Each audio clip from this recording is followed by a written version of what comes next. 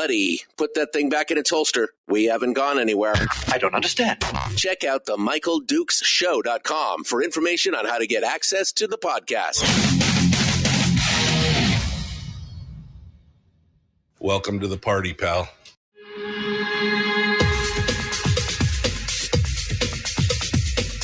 The Michael Dukes Show. The greed and the entitlement is astounding to me. What more could you want from a low-budget radio program? This is a dumpster fire. That was just BS. It is time to get a new perspective. We know just what you need, and we've got just the cure. Open wide and prepare for a steaming hot cup of freedom. I just don't fathom it. The Michael Dukes Show, streaming live across the world. Live around the world on the internet at MichaelDukesShow.com and across the state of Alaska on this, your favorite radio station and or FM translator.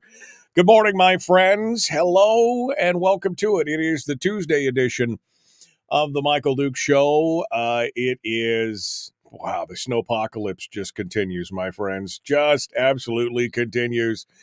The wildest ride you could ever ask for. Again, the setting records. 3 of the last 7 days setting snowfall records and everything else. The city is now out in the Anchorage area plowing state roads because the state can't keep up and doesn't have the right equipment, apparently, to chop down all the ice and everything else. Upcoming weather for the Mat-Su and the Anchorage area includes freezing fog this morning before 9 a.m. because, you know, you didn't need anything else but the freezing fog. And then, of course, cloudy with a chance of snow tonight, temperatures falling to 20 degrees. And then by Wednesday, more snow with a high of about 36. So, I mean, that'll be just fantastic, right? Oh, man. I mean, why can't we just deal with politics? It's so much easier than all this snow, right? I mean, that's just how it goes. All right, well, let's get into it. It is Tuesday, which means it is the weekly top 3 with Brad Keithley from Alaskans for Sustainable Budgets. We're going to talk about 3 big topics, and then, of course, in hour 2, we're going to be talking with Chris Story, whose topic this week is going to be Backyard Booty, which is either the name of a fantastic new club somewhere or it's, I don't know. It's going to be great stuff. So we're going to be talking with him, but before we get too far afield, let's just jump into it and bring Mr. Keithley on from Alaskans for Sustainable Budgets to give us a whole rundown on all the good/bad news in the state. Good morning, Mr. Keithley, sir. How are you? Well, good morning, Mr. Dukes. How are you? You know, I'm. This is day. I'm going to stay home again today because the roads are still bad. They finally plowed out my road, my street at about I don't know. I think it was 9:00 last night. They came by. Because there was 8.5 inches of snow in my street in the cul-de-sac. There was no way I was going anywhere. So, but I think I'm going to stay home one more day. It's just one of those things. Thank goodness for telework, right? I mean, we're going to make it work. I'm sorry, I'm speaking to a retired guy, so what do I know? But I mean, you know, thank goodness for telework. How's your power doing out there? You know, it's funny. I made a mention yesterday on the show. I said, if for any reason, folks, I all of a sudden just, you don't hear me anymore, it's because the power's been flickering real hard over the last few days. There's been a few times I've got a whole bank of battery backups in the other room that run most of the equipment for a short period of time. But boy, every time they hear it, you clack, you can hear it go clack every time it happens. And it's, yeah, all those trees you could see my whole yard. Every tree is kind of bowed over into my lawn, like it's bowing to the house kind of thing. And that's happening out there all over the place. So not too bad. Freezing fog. Didn't you try to get away from that when you moved down from Fairbanks?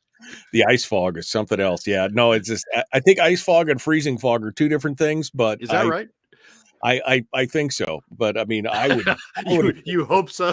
God, I hope so. Ice fog is so brutal. With ice fog, usually you have to have something like 30 below and some kind of inversion factor going on. But anyway, let's let's get into it here, Brad. Let's get started on number one, which is the question of, is Adam Crum bad at math, or has Mike Dunleavy just given up on the PFD? What? Give me some context here, and let's run this down. So there was an article last week in the Frontiersman, or this week actually, in the Frontiersman, reporting on a speech that Adam Crum gave at the Resource Development Council. And the title is "Alaska's Finances Look Good," Revenue Commissioner says, "Still, problems loom." And the first paragraph sort of says it all. Alaska's financials are looking good, State Revenue Commissioner Adam Crum says. The state budget is balanced. With higher oil prices, there may even be a small surplus this year. You will recall last week's show, the leadoff was, are the Democrats bad at math, or is there something else going on? It's going over to the Republican side now. What Crum is saying is the budget's in balance. We may even have a surplus. Revenues are great. Well, the budget is in balance only if you ignore the PFD, only if you ignore that troublesome statute that still is on the books, that hasn't been amended, that specifies, sets forth how you calculate the PFD and what the PFD is supposed to be. The budget's in balance only if you ignore that statute. And what the Democrats did that we talked about last week is the Democrats are saying, not only do you ignore that statute, you just sort of ignore that it ever existed, and you just look at a budget on any given year, and you only look at unrestricted general funds, and you only look at those portions of unrestricted general funds that we want to look at. You don't look at the PFD portion.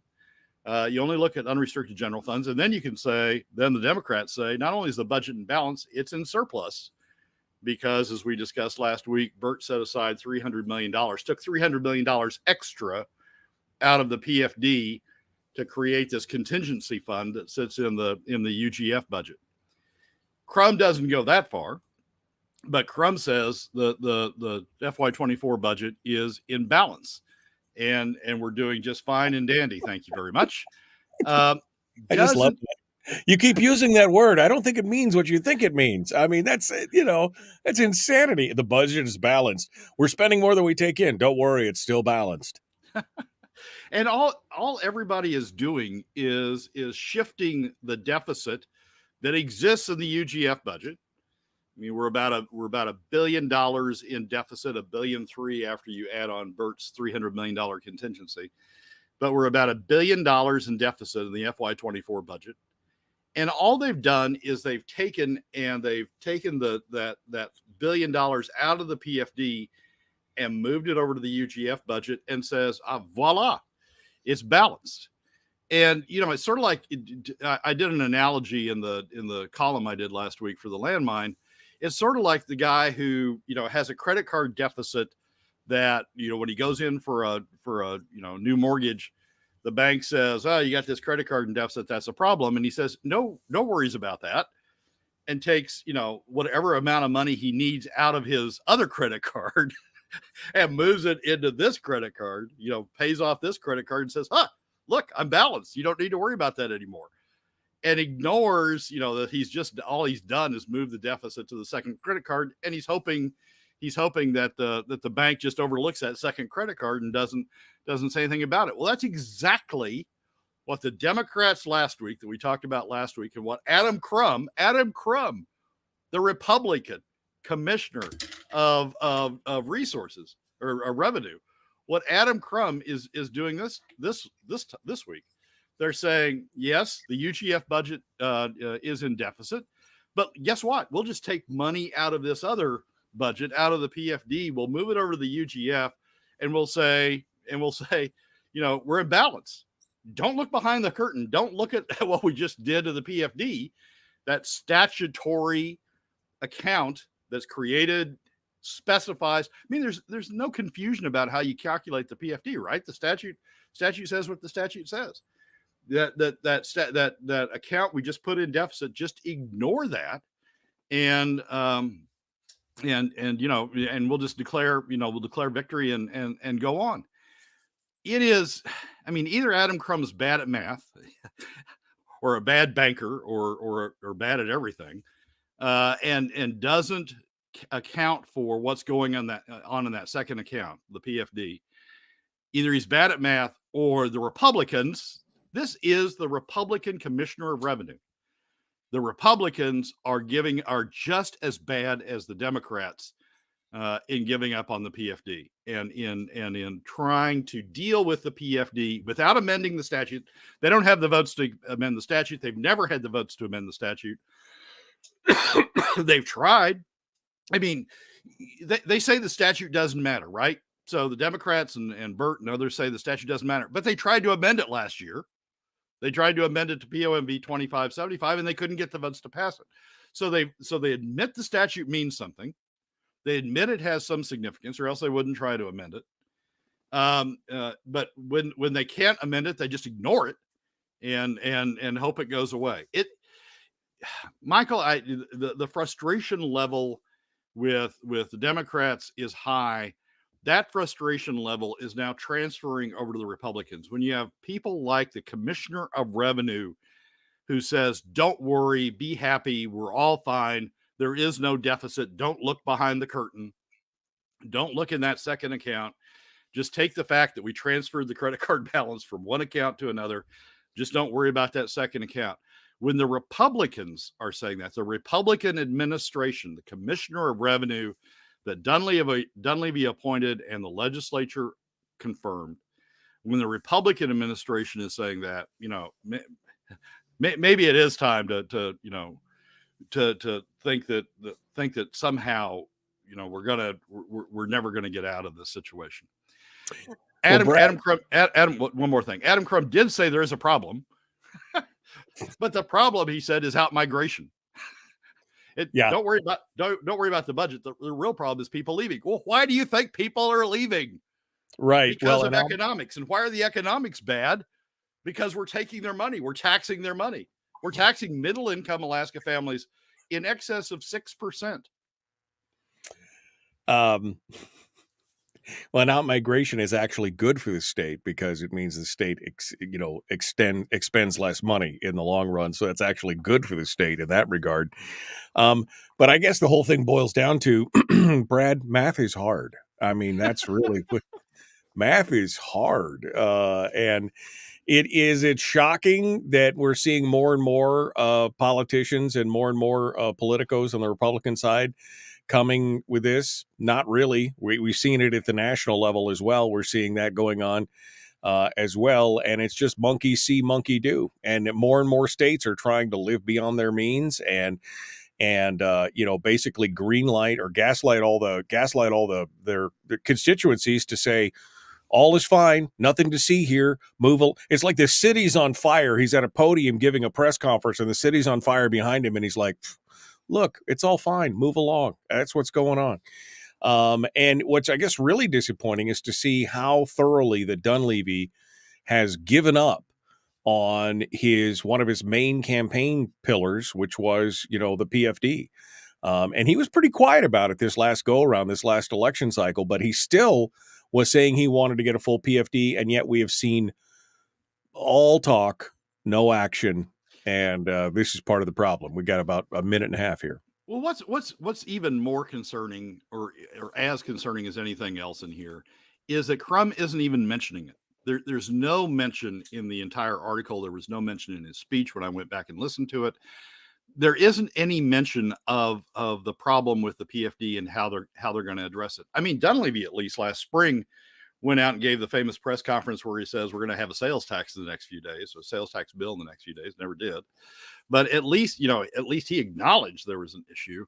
Crum, Commissioner of Revenue again, Crum doesn't even mention it. I mean, when he talks about problems that need to be addressed, it's not spending. There's not an issue about spending. There's not an issue about the anything else other than, out migration. There's not a mention of the PFD. And it's sort of like ignore it and it will go away. It's the Democrats' playbook that now Adam Crum, at least, Commissioner of Revenue, is adopting for the Dunleavy administration. It's frustrating. And of course, I guess that just means that it's politics as usual. If it's frustrating, that must be what it is. It must be politics as usual. Brad Keithley, Alaskans for Sustainable Budgets. We've got number 2 coming up here in just a hot second. Number 2 has to do with Willow and Pika. Of course, we got the decision from Judge Gleason here recently. What does it mean for Alaska? Brad's going to give us the details on that. And we're going to continue the Michael Luke Show. Common sense, liberty-based, free-thinking radio.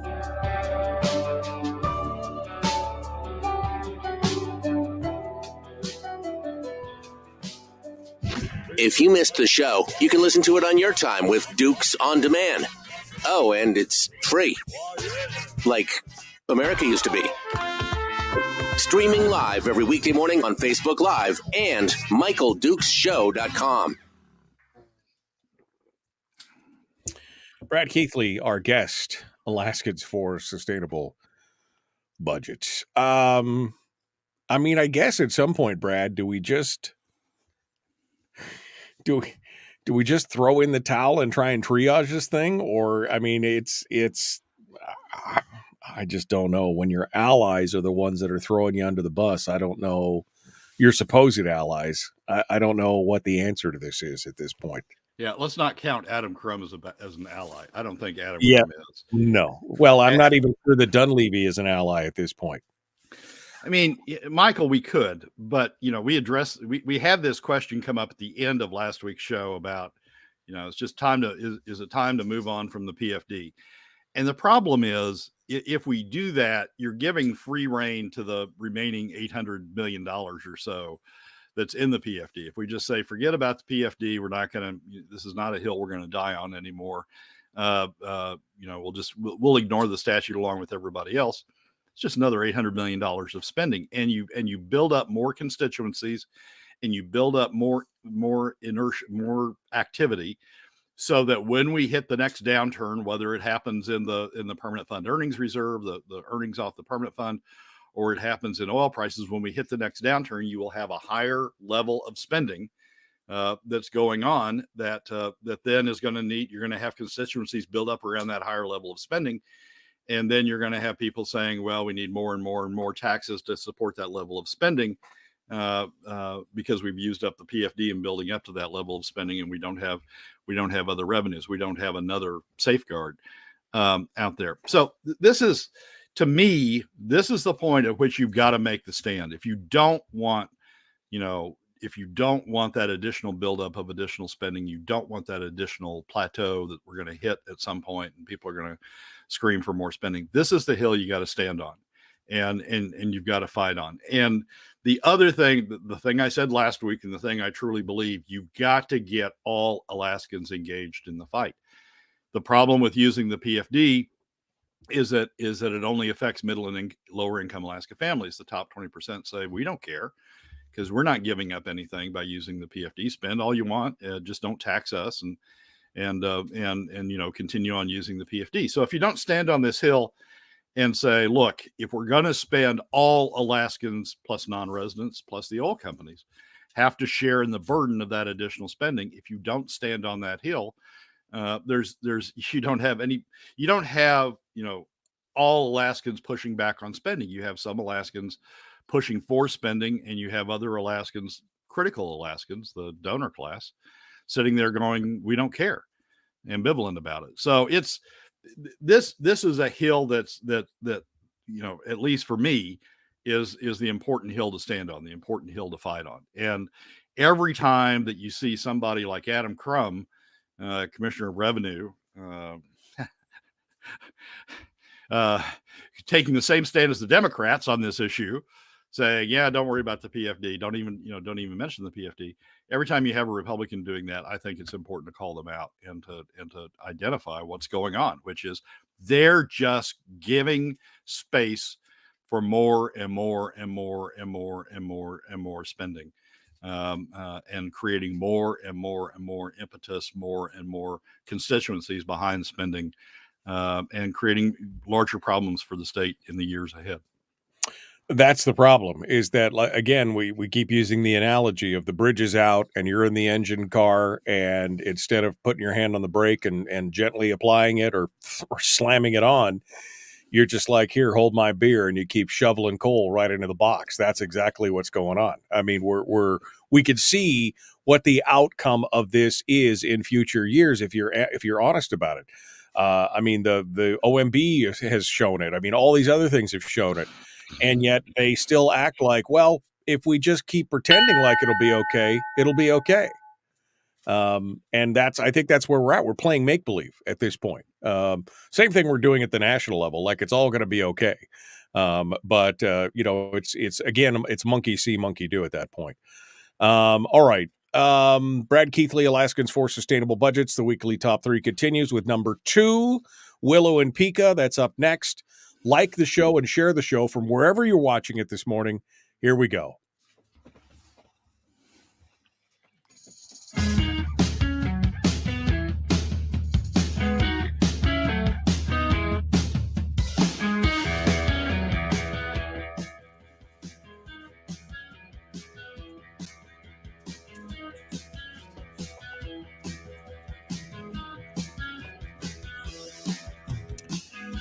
All right, welcome back to the program.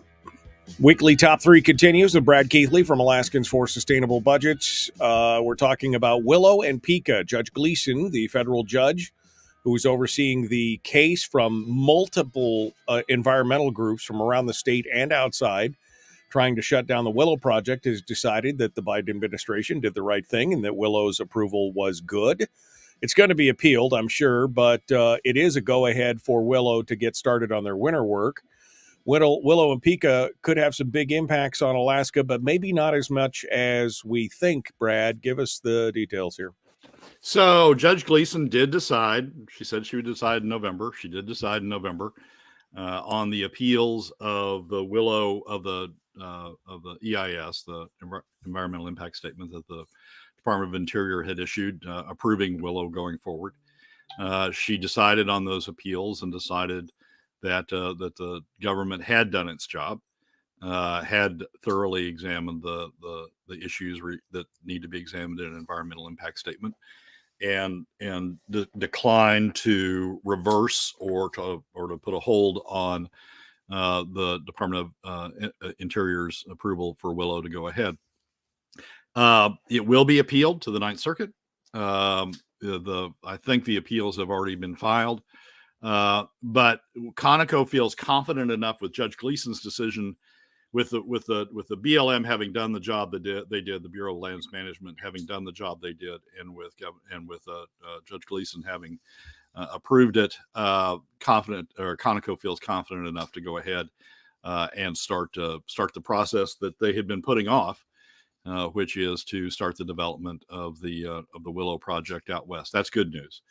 And Tim Bradner has a good article in the Frontiersman, a pretty good source of information. Headline is "Busy Season on North Slope, Seen with Decision on Willow," and Tim talks about the Willow decision, talks about continued development on Pika, which is in the central North Slope. I'm doing the North Slope map here with my hands, so if that's what anybody wonders. Yeah, talking with your hands on radio is always good. So you have the Willow decision. You have Willow proceeding ahead on the western North Slope. You have Pika sort of in the central North Slope, going forward with the development there.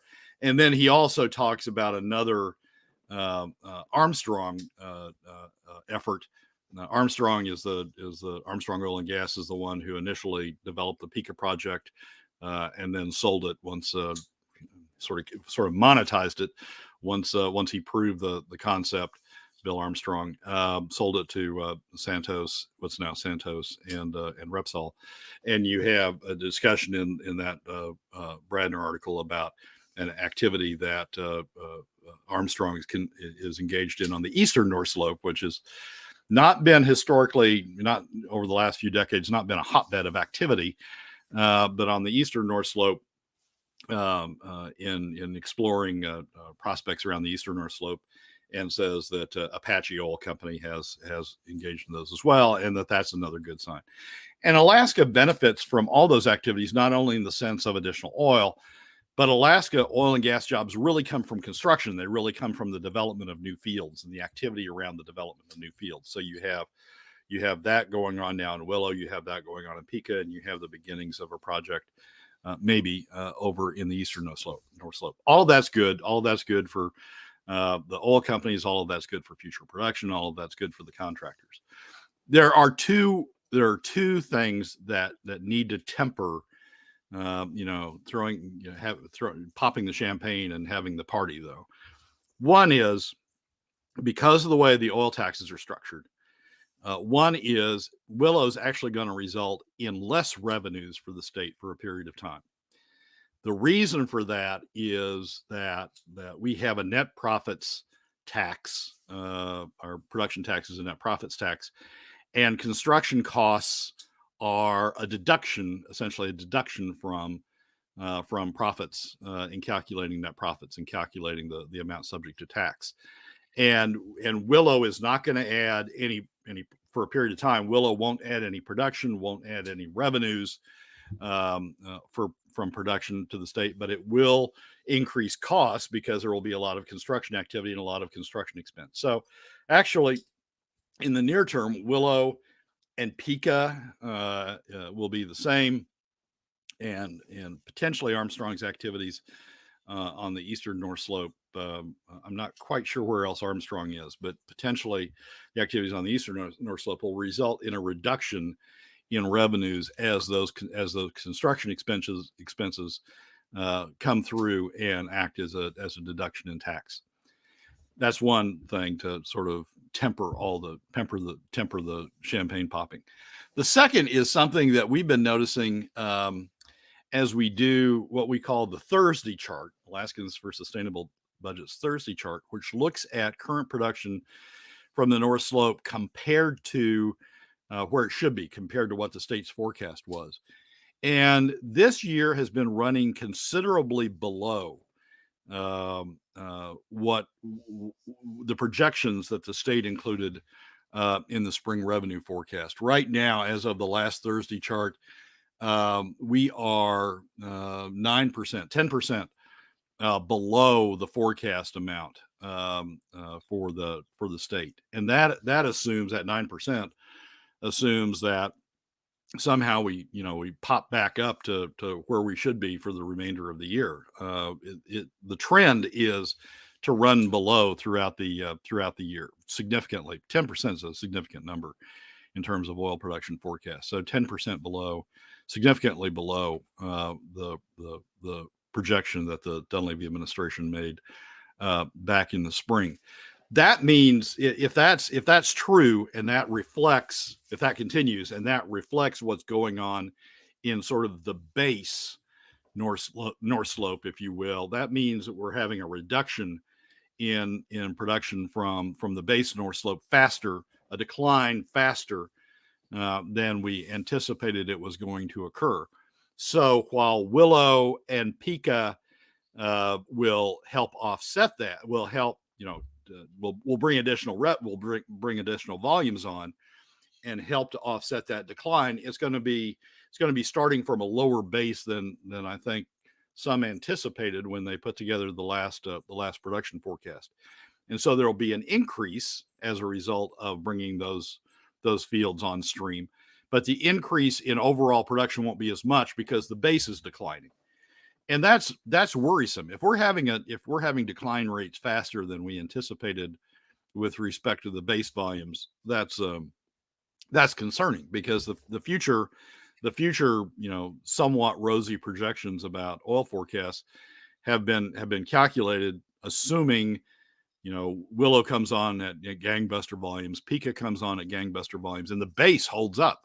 If the base is sort of declining faster than we anticipate, that sort of third leg of the stool that leads to a much better future in terms of oil production, won't it won't be as good. It won't be as good. So great news about Willow. Great news that has been approved. Great news that's going forward. But don't expect a revenue pop. In fact, expect a revenue decline for a significant period of time. Another piece of the oil taxes are that there isn't any tax on new production for a period of time. So not only do we have a revenue decline for a period of time as the construction costs come through and act as discussion as deductions from revenues, from profits, there's also a period of time after that there won't be taxes produced. Construction period will be over. We won't have the deductions, but we won't have a revenue pop because there's a period of time that revenues won't be produced from new volume. So the revenue benefit of Willow is several years out, maybe 10 years out. The revenue benefit from Pika is several years out. And it's great to have these additional volumes, but don't expect a revenue pop as a result of these additional volumes coming on. It's one of these things about the oil industry that's sort of interesting. The private sector benefits because we have all this construction and all these jobs and all this activity. The state doesn't benefit at all. In fact, the state sort of subsidizes it through allowing all those costs to be deductions from taxes. So it's we're going to see a lot of news about, the oil industry is doing better. There's all these jobs, all these people are working, all this activity, but we're going to see a state revenue decline as that goes on. Well, and of course, as the time goes on, and as you said, these projects are, 7 years, 10 years from really starting to put money back in the bank. We, of course, have a continual decline in the meanwhile. So by the time it hits, and even if it is 180,000 barrels a day that they're talking about overall from these fields, how much is the decline going to hit between now and then? Are we going to be back to where we just are right now, or maybe a little more? And that's a challenge, especially again as you look at especially when they continue to make mistakes in the revenue projections on this kind of stuff, which is historically they're never accurate. I mean, it's pie in the sky at that point. Well, they're never going to be accurate because you can't predict with absolute precision where the production is going to be. But this 10% is 45,000 barrels a day.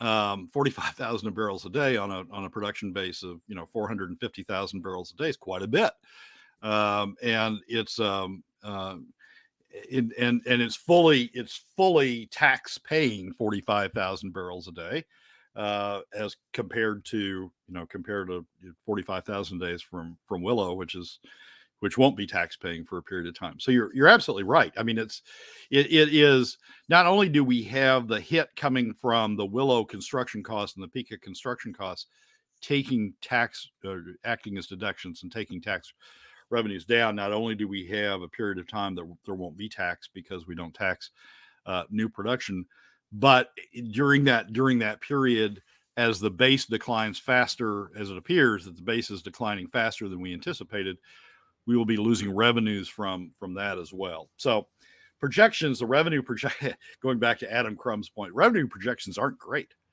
I mean, they're not terrific, not robust, if you will. The dollars involved overly are not rosy robust at this point. Overly rosy is what you're saying. They're not. It doesn't look great. It's just like and about the time the taxes hit, says Bill, that's when production numbers drop significantly. I mean, that's.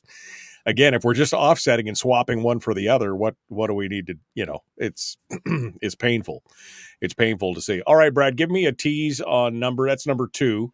Give me a tease on number 3, which of course has to do with federal funding opportunities.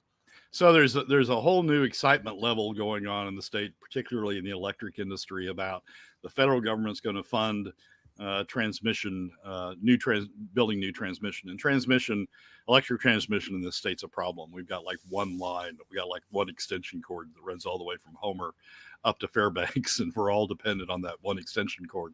We're all taking volume or electricity off that one extension cord, and there's federal funds available to bolster that up. But the federal funds, of course, come with a string, and the string is significant and is going to have an impact on our fiscal situation that we're going to discuss in the next segment. All right, Brad Keithley, Alaskans for Sustainable Budgets, is our guest. We're going to continue in just a moment. The weekly top 3. You could find Brad at ak4sb.com. That's the word for ak4sb.com, or you could find him on Facebook and Twitter, where I'm sure he'd love to argue with you about oil taxes and other things. Feel free to go out there and harass him. Back with more. The Michael Duke Show. Common sense, liberty-based, free-thinking radio.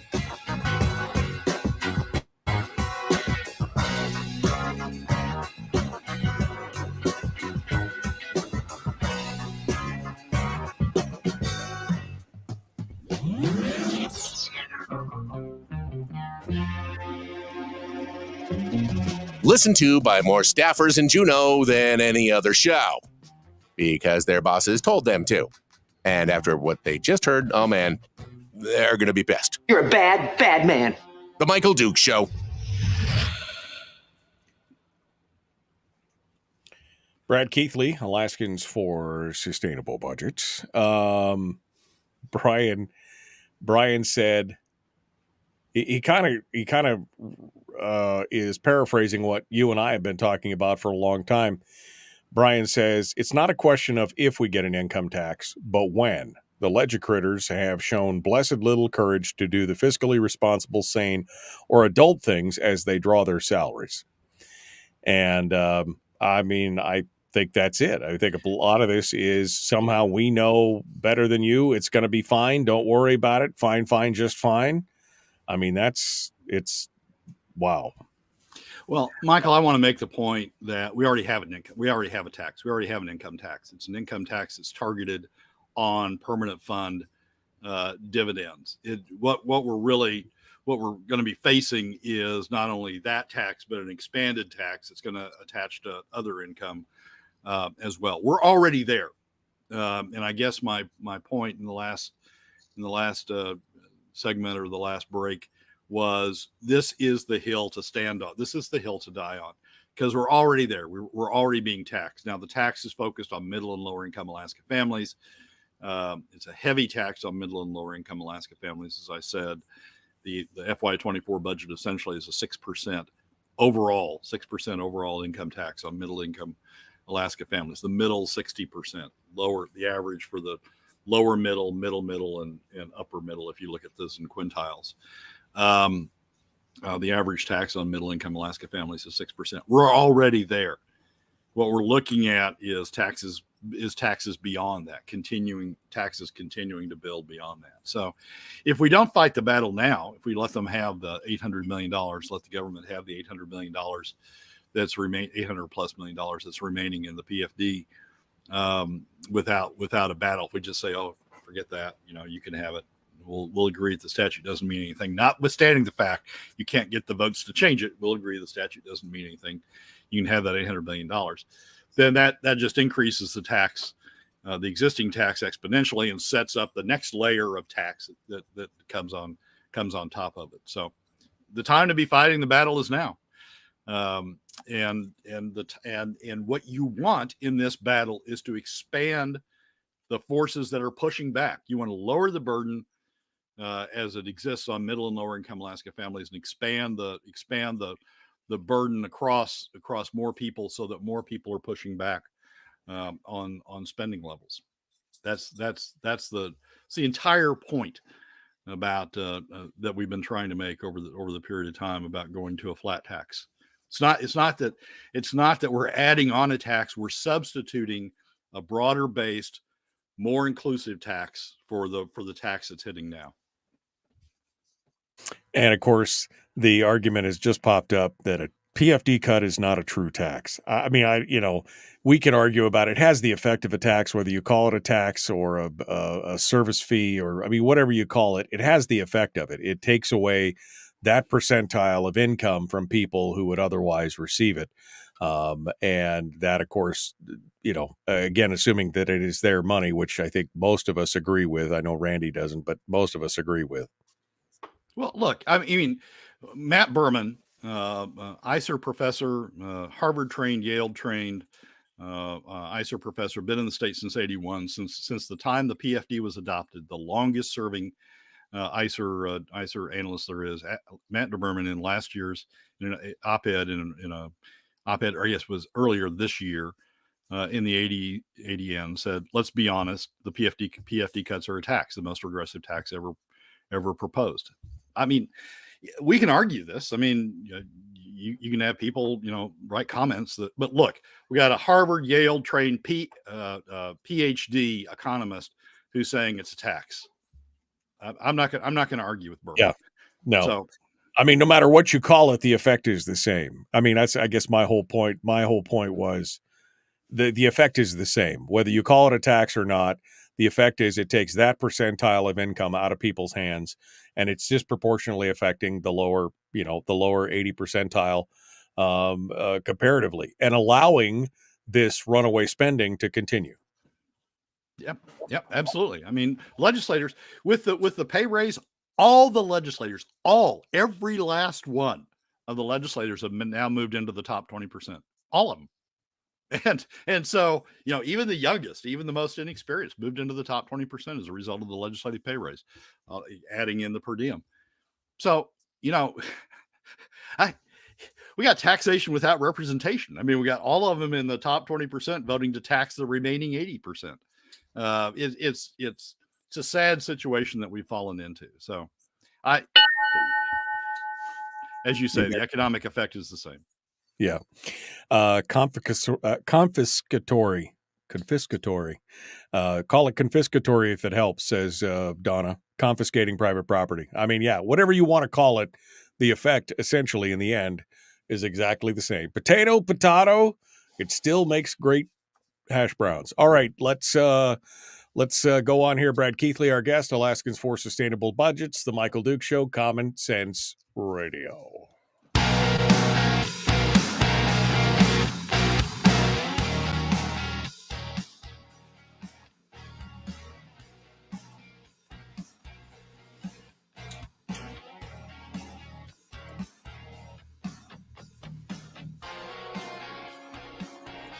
All right. Continuing now, the final segment of the weekly top three, number 3 of the weekly top 3. The feds want to give out some money. Oh, but there's always a hook somewhere in there. That looks like bait. Look at that juicy chunk of chum out there. Let's just snap on that. Oh, wait, there's a hook in it.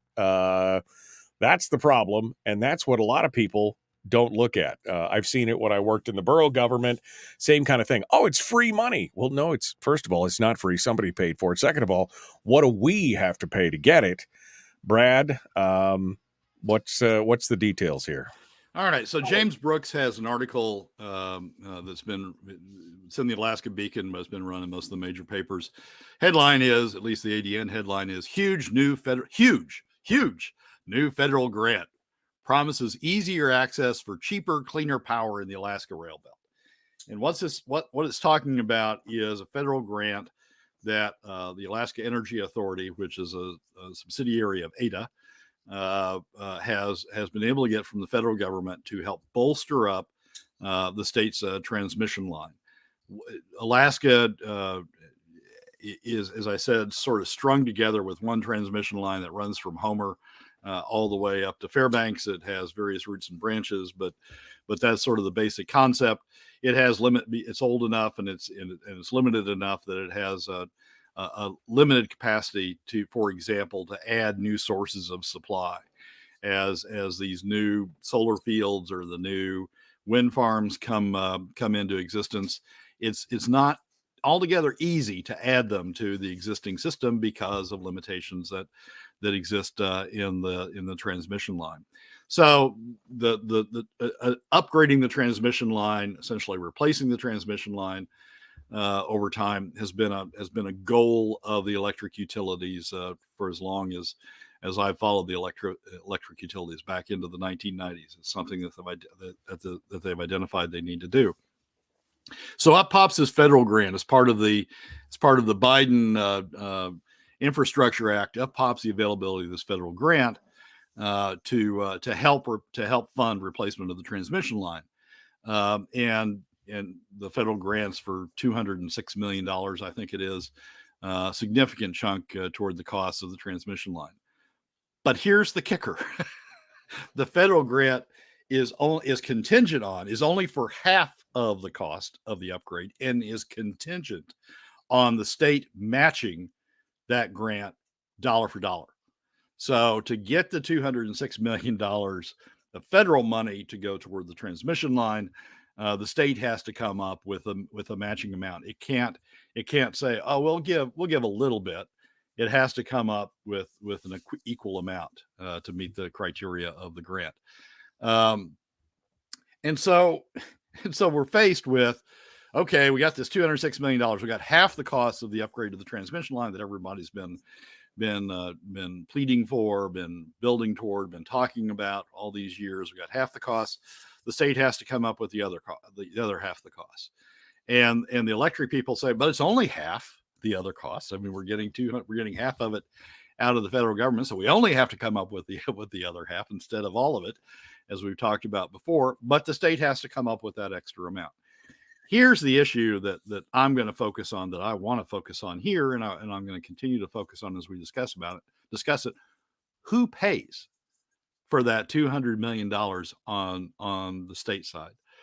The beneficiaries are going to be the people in the rail belt who get added benefits, added security as a result of upgrades to the transmission line. The beneficiaries are going to include the wind farm producers who are going to get access to the grid that they've had difficulty getting access to over time. The beneficiaries are going to be the people in the rail belt who have lower energy costs, lower electricity costs than they otherwise might have if these upgrades weren't done and the limitations of the existing electric transmission system continued to exist. We can identify who the beneficiaries are, but what's going on is of course, and the beneficiaries, you can not only identify them, there are ways to assess the cost to them.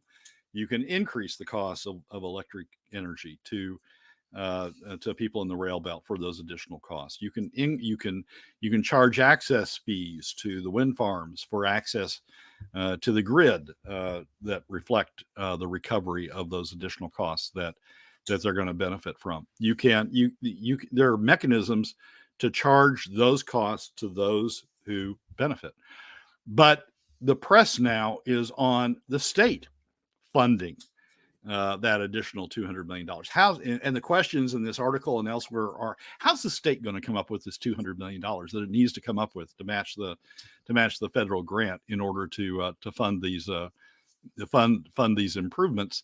And the answer is, well, we'll just add it to the capital budget. All right, so where's the money going to come from to fund that increment in the capital budget?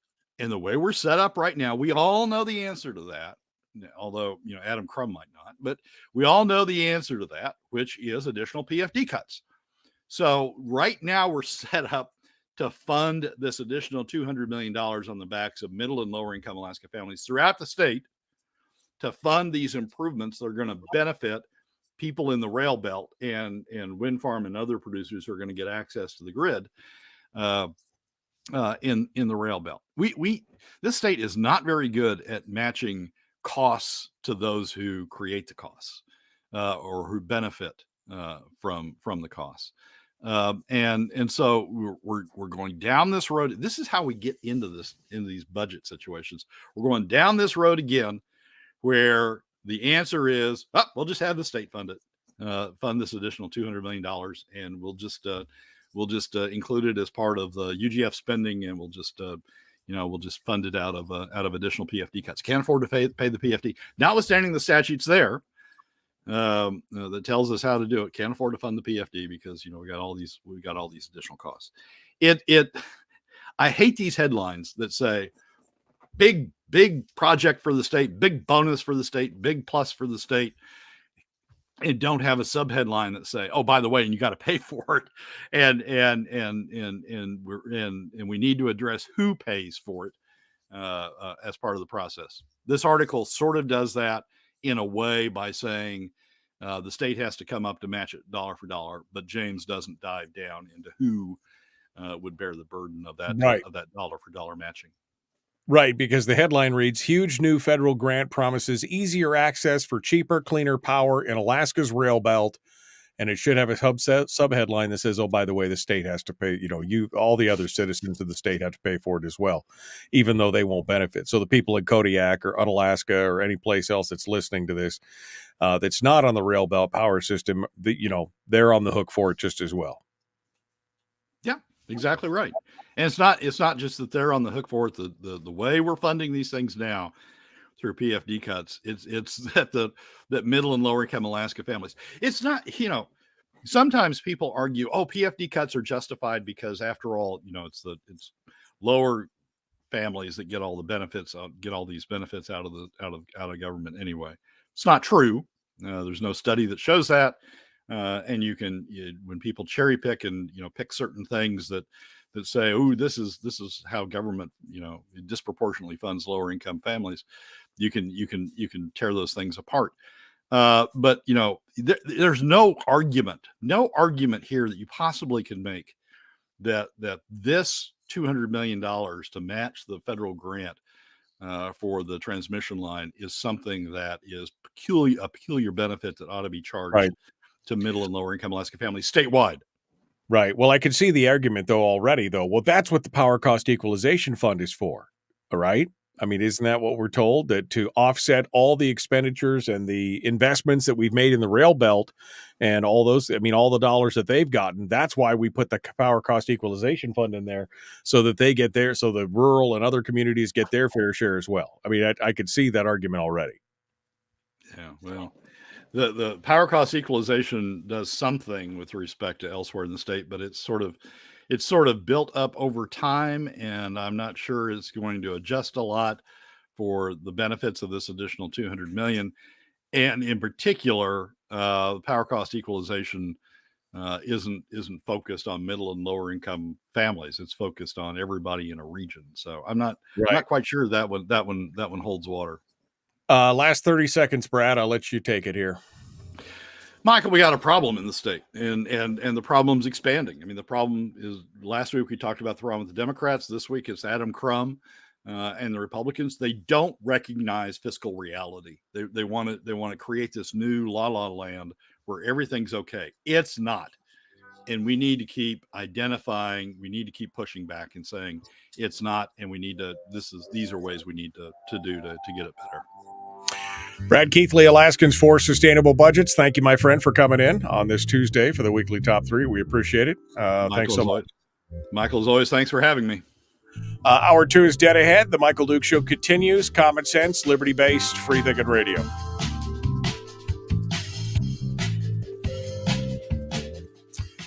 I mean, since when has the federal government ever done anything efficiently?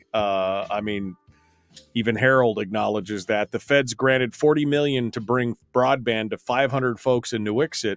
But hey, Starlink is only $90 a month. Why are we bulling out all this broadband and hardwired stuff for $40 million for 500 people when we could just send every one of them a Starlink and call it good? He's not wrong. This is, again, just another example of, how the government's here to help us in the most inefficient way possible, which seems to be a common thread around it. And that $40 million is a drop in the bucket compared to all the broadband projects around the state. Why are they? Which again goes back to the corporate cronyism we've talked about in the past, right, Brad? Because companies like GCI are all like, oh yeah, absolutely, we'll take that $1 billion and spend. Don't worry about it. We've got it covered. Right. Instead of looking for a better solution, like for example, Starlink.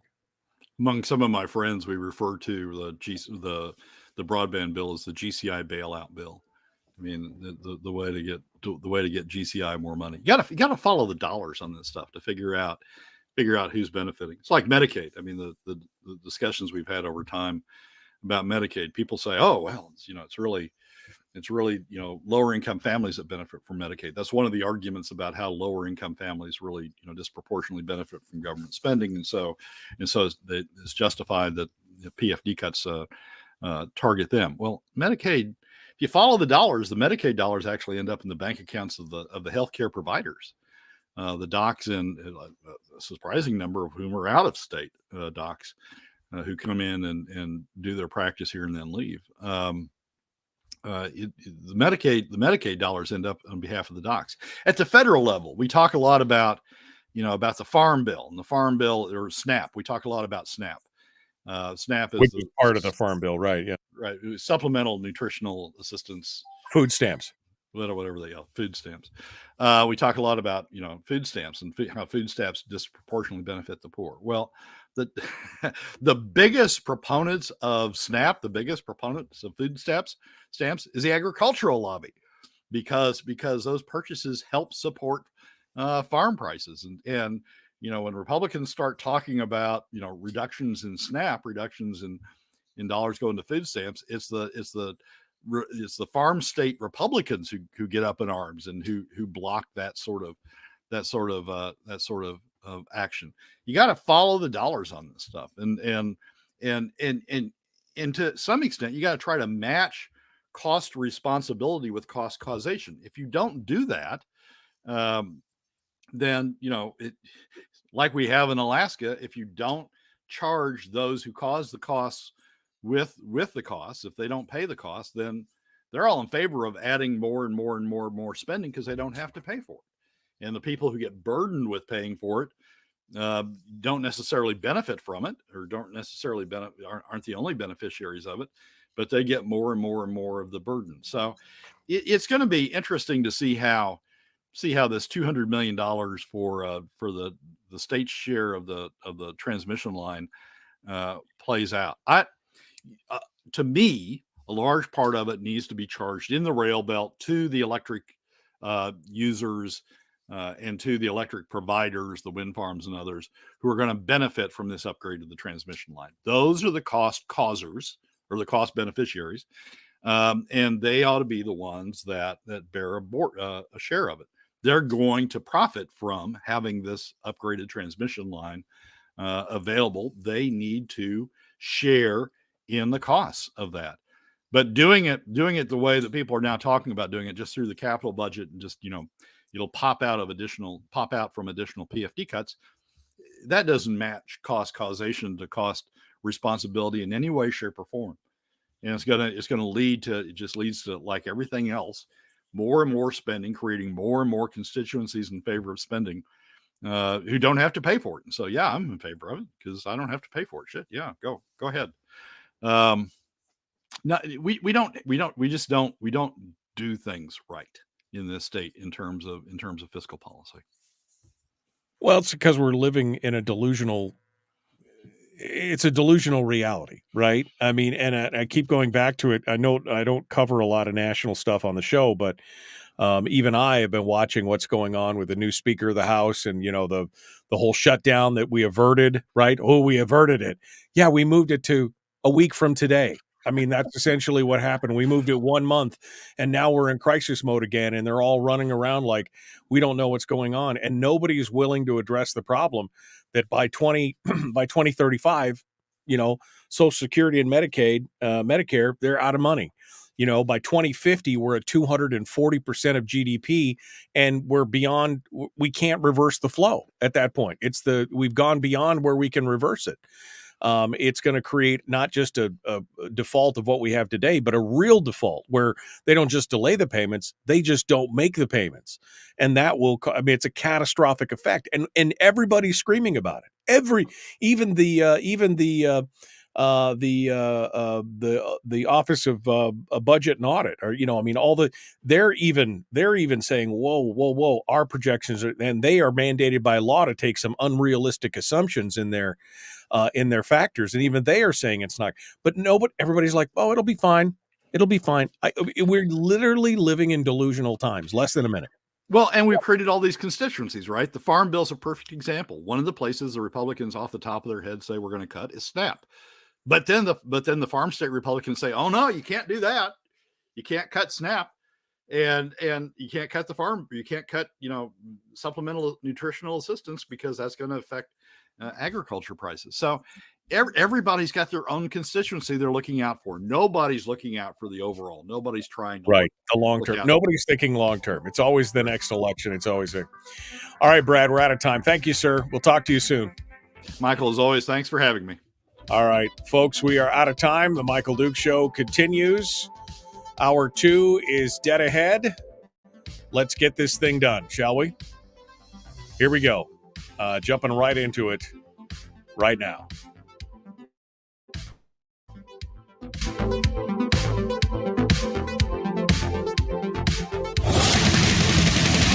Whoa, buddy. Put that thing back in its holster. We haven't gone anywhere. I don't understand. Check out the MichaelDukesShow.com for information on how to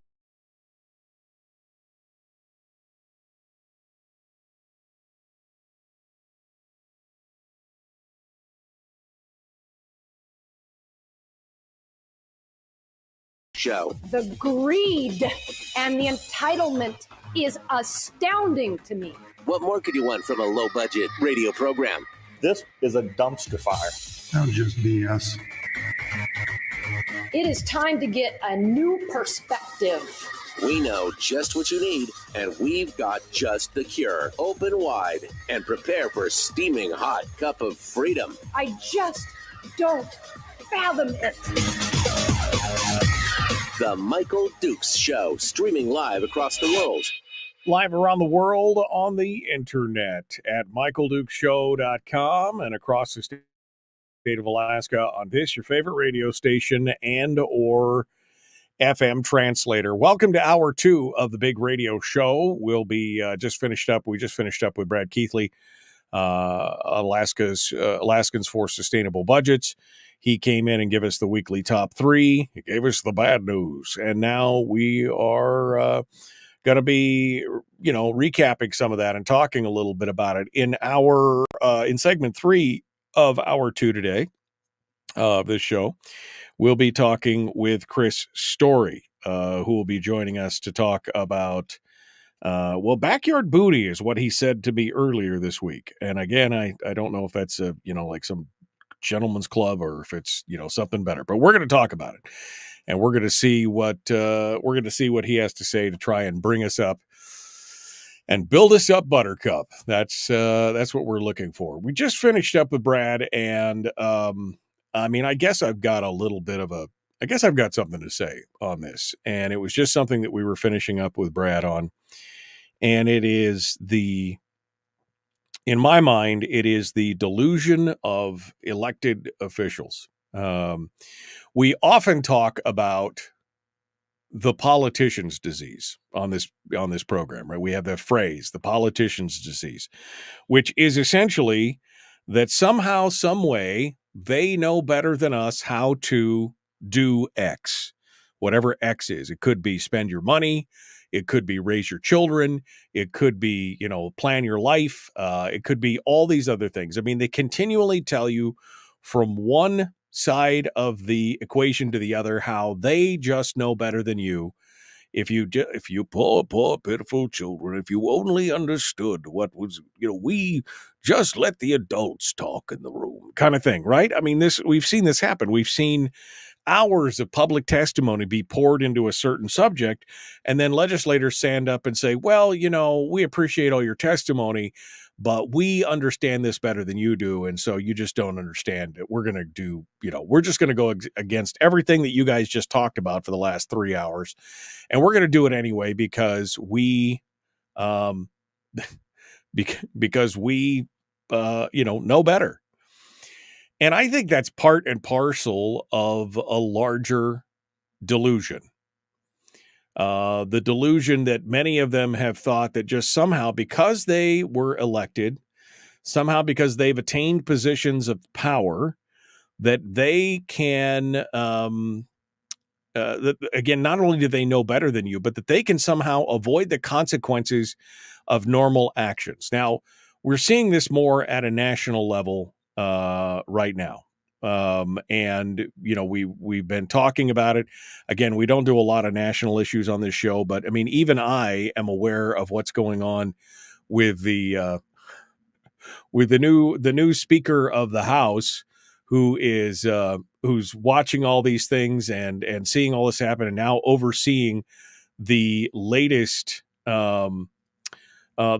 moves on a government shutdown, right? I mean, we just avoided the government shutdown. The government shutdown actually triggered a failure of leadership, and put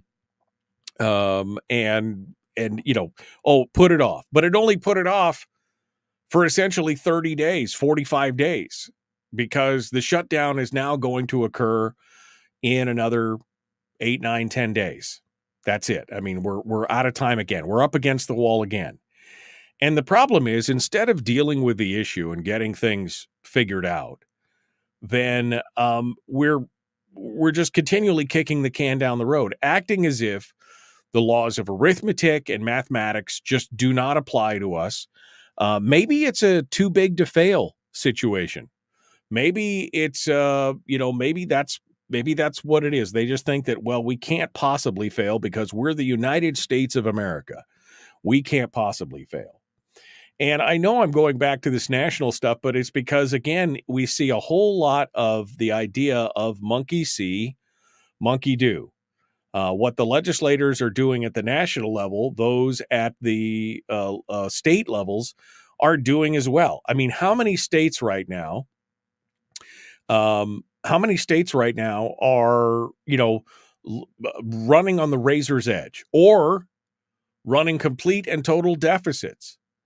How many states now are living beyond their means, financing their debt, spending out of whatever savings that they may have, robbing Peter to pay Paul, and doing all these other things, but refusing to acknowledge that what they are basically facing is a spending problem.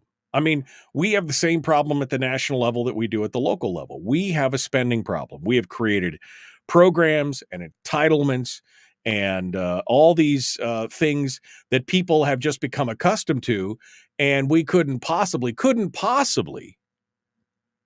change any of that because somebody is going to get hurt. Well, I mean, this is a case of triage, right? That's where we're at right now, is we're facing a case of triage. Either the patient is going to get sick from the cure, or the patient is going to die from the disease. Which would you rather have? And what's been going on in politics and around states across the country is essentially they've all been saying, well, we don't want to get sick. We don't want to get sick from the cure. But the disease, that's never going to happen. It's just never going to happen. We're not like it's happened to any other nation state, not like it's ever happened in history to any other governmental entity. But somehow we will avoid it. We don't know how, we don't know why, we don't know, what's going to happen, but we're going to do it. We're going to dodge that bullet. And unfortunately, this is the same thing that we're facing here in the state of Alaska, is that we have people that continually go on and on and on about how we're going to be fine, that we need all these programs, that we've got to spend it, that we've got to, spend more money on education, that we've got to change the the retirement system to make sure that, everybody, that all these people get theirs. And in some cases, I'm sure it's a matter of making sure that people get theirs before the bucket runs dry. And in other cases, I'm sure it's people just believe that, we couldn't possibly fail. Look at all we have. Look at all the resources. Look at everything we've got going on. There couldn't possibly not be money in there. It's like giving a checkbook to a teenager and saying, just, I can't be out of money. I've still got checks left. And unfortunately, that's the situation that we found ourselves in, in the state of Alaska and across the country. Nationally, it's the same problem that we have. Eventually, that gravy train is going to stop. Eventually, it's going to come to a grinding halt. Now, J.D. Tuchili from Reason Magazine wrote an excellent article on this yesterday, which talks specifically about the latest reporting from the from the Office of Management and Budget. No, I'm sorry, it wasn't that. It was here we go. I'm sorry, I just pulled it up. This is an article that he wrote about 7-8 days ago. And he's talking about a brand new model that has come out from the University of Pennsylvania's Penn Wharton budget model, which says that the federal government has no more than 20 years, so 20 years or less, to mend its ways, after which time it will be too late to remedy the situation. It's that go, no-go point, right? That if you don't get it fixed in the next 20 years or less, depending on what's going on in the markets and what's going on with the confidence of the dollar and treasury bonds and everything else, that we are going to be in a serious hurt. And that's, this used to be the Congressional Budget Office, which is it's an arm of the government. It's bound by law to make certain unrealistic assumptions that the federal government will be constrained in its financial conduct, which is completely antithetical to what their patterns have been in the last 50 years. Even they said that by 2053, the debt held by the public or public entities or other people, or the government debt being held outside of the government, will reach 181% of GDP by 2053. So 30 years from now. Even they are saying that this is, even with their rosy predictions and things that they're allowed by law that they are restricted by law to basically put in their reporting, even they are saying this is a problem. And nobody is listening. Not Republicans, not Democrats. You got maybe a handful of people out of the 500 plus legislators at the national level that are actually even talking about these things. And the rest of them just keep getting reelected and they keep going back, and people are just not paying attention to what's happening. Things that if we did it in our own personal life, that if we did it in our own personal finances, or if we did it in our business finances, our personal finances, we'd just go bankrupt, right? But if you were in business and you were doing this stuff, you'd go to jail. You'd go to jail for fraud for some of the things that you're planning on, the money moving and the things that they're doing right now. And the states are doing it at a same kind of, California's their budget deficit, and I know Donna's in the chat room and she'll correct me on the latest numbers, but the last budget deficit number that I remember coming out of California was something like $60 billion. $60 billion with a B. Deficit. That means money that they are spending that they don't have a revenue source for. We're facing the same thing here in the state of Alaska. Oh, don't worry, the budget's balanced. We've got a surplus. We've got all this. And only if you start ignoring state law and state statute and don't pay the full PFD, and then you ignore it and you've taken that money from the people, you've damaged the economy, you're bolstering the public economy over the private economy. I could just keep going on and on and on. But we're living in a state of delusion that somehow, some way, we can't be touched by the reality of arithmetic. We can't be affected by that. That somehow, because of our clean living, our good looks, our smarmy personality, whatever it is, that somehow we can avoid the penalties of our actions. And unfortunately, though, will it be a great day one day when I can look back and say, I told you so? Sure, that'll be great. The problem is that, of course, my kids and my grandkids and, my future family will have to pay the price for all that. It'll feel great in the moment when I said, I told you so, but it won't help when we have, hyperinflation and the economy is in the crapper and everything else. None of that. I will not feel good about any of that, especially knowing that we could have fixed this. that we could have stopped it. We could have slowed it down. It's astonishing to watch all that's going on right now. It's not going to end up well. That's all I could say. If we continue down this road and don't put the brakes to it, it's not going to go well for any of us in this country. Alaska for sure, but anywhere else, it's going to be tough. All right, we're up against the break, and I'm going to go ahead and open up the phone lines. If you'd like to sound off this morning about anything that Brad or I talked about, now's the time to do it. 907-433-3150. Powered by our friends over there at Satellite West. You can find them at satellitewest.com. We're going to find out what you have to say on the other side. Feel free to queue up and get ready to go.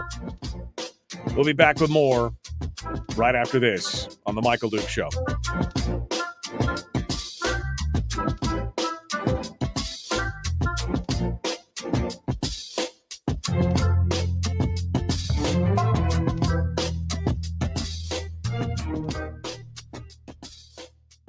We're broadcasting live through a series of tubes. Allowing all of these entities to provide streaming stuff going on the internet. Well, it's kind of hard to explain. Sorry. Streaming live every weekday morning on Facebook Live and MichaelDukesShow.com.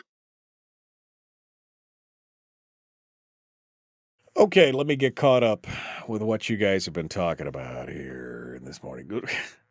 Randy says the legislature does not ignore the statute. They modify the payout on a yearly basis by appropriating less. They must repeat this that's the thing, Randy. Just change the statute. They are ignoring the statute. That's exactly what they're doing. I'm going back up here to see what you guys are talking about. Private sector, blah, blah, blah, blah, blah.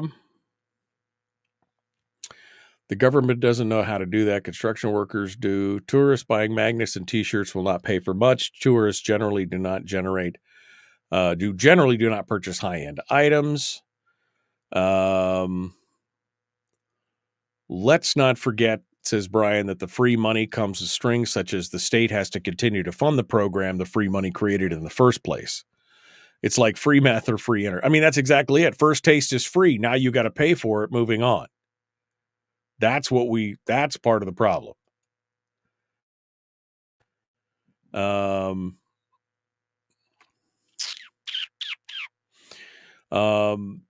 So in effect, the feds are pushing the free stuff addiction down to the state level, and the states in true government fashion pass it on to the communities. I mean, I saw that 10, 12 years ago when I was on the borough assembly. I mean, I literally had the chief of staff of the mayor come up to me and say, "Why are you opposing this? This is free money." Well, first of all, you haven't shown me that there's a demand for it. You want to build it just simply because the federal government offered to give you the money for it. There's no demand in the community for it. Nobody else is doing it. And it's not free money. Somebody paid for it. I'm going through this, for example. It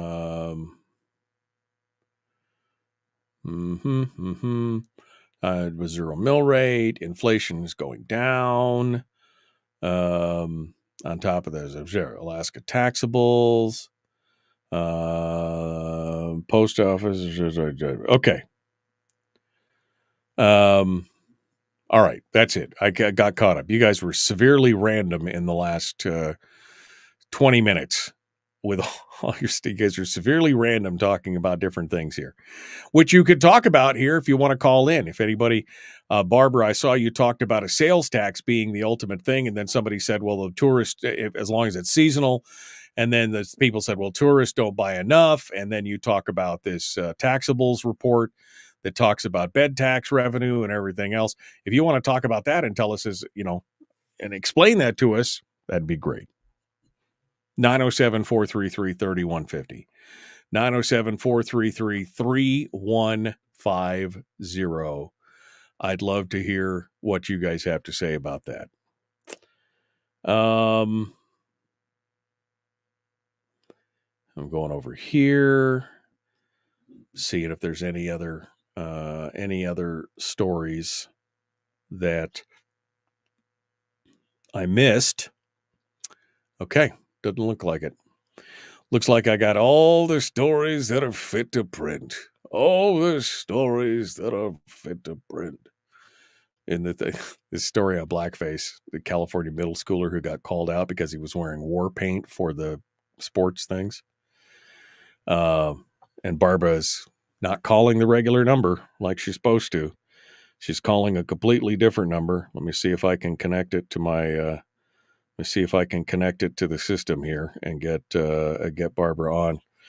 Let's see if we can get this. Can you hear me, Barbara? Hello?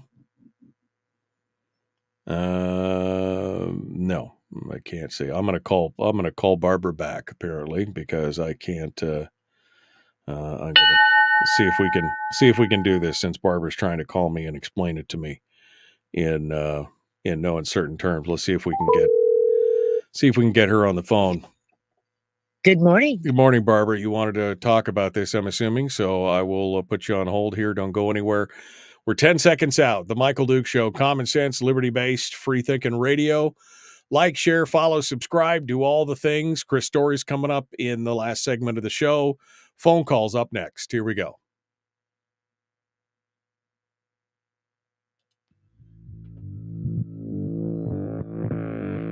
Public enema number one. Oh, wait, sorry. Public enemy number one, which makes more sense. On the other hand, he's a little bit of a pain in the Michael Duke Show. Pain in the something, I don't know what. We'll figure it out here in a little bit. The Michael Duke Show, Common Sense Radio. Phone lines are open right now at 907-433-3150, 907-433-3150. During the commercial break, I went back and was looking at the comments, and Barbara Haney, who is a borough assemblywoman in Fairbanks, made a comment about how a seasonal sales tax, is the cheapest to administer and gets enough revenue. Somebody else argued back that especially if it's seasonal, and somebody in the chat room argued back that tourists don't buy enough. Anyway, I invited anybody to call in and talk more about that if they want to discuss it. So Barbara Haney joins me right now on the program. Good morning, Barbara. Good morning. I think there's a lot of people don't realize that there's a whole publication called Alaska Taxables, and it's published by the Department of Commerce, and it goes through all the local and state taxes that are collected. And if people want to talk about different revenue sources, I always tell them start by looking at the Alaska Taxables report. People might be very surprised to see the different sources of revenue that the state does actually have. One of the things that I've argued that instead of an income tax, we should have a seasonal sales tax. And the reason why I say seasonal is because if you take a look at January through March, things are really tough in Alaska. And sales are generally a little bit lower, not just tourism, but just generally sales. People are caught up paying their fuel bill. But if we had a seasonal sales tax that ran maybe, say, May, June to December, we probably could generate enough revenue, probably more revenue than what many people realize. If you take a look at the municipalities, they're very instructive in the sorts of sales taxes that generate revenue versus those that don't. And I think if anybody's going to encourage a state sales tax, they might want to look at how the different municipalities do it and what works and what doesn't. And I'm not going to render an opinion on that, but I think that's a good starting point for people who are kind of interested in what kind of taxes we could potentially have. And just leave it at that. Well, let me ask you this. I mean, you've got an economist background here, and so let me ask you this. I mean, Do you think, based on the numbers and the things that we've been saying that people like Brad and others have been talking about for future, what's happening to the state, the trajectory we're on for spending and everything else? Do you think that we're going to end up with a tax in this state one way or the other? Oh, yeah. Unless there's a will to cut spending and cut programs, we're going to end up with a tax.